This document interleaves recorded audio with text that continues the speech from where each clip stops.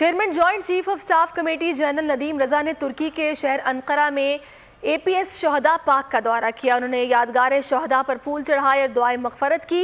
इस मौके पर अंकारा के मेयर और दीगर अहम तुर्क शख्सियात समेत तुर्की में पाकिस्तानी सफीर भी मौजूद थे। जनरल नदीम रजा ने कहा कि अल्हम्दुलिल्लाह आज पाकिस्तान में अमन है और इसका सहरा मुल्क की तमाम कानून नाफिज करने वाले इदारों के सर है। तुर्की और पाकिस्तान वो दो कालिब यकजान हैं। तुर्क क़यादत का शुक्रिया अदा करते हैं कि उन्होंने APS की शहदा से इजहार मोहब्बत के तौर पर उनके नाम पाक मंसूब किया है। Alhamdulillah, today Pakistan is a very safe country. That is because of the sacrifices of all our law enforcement agencies and the soldiers.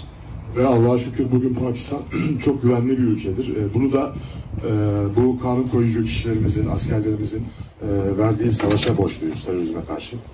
So for that, I would also like to congratulate Mr.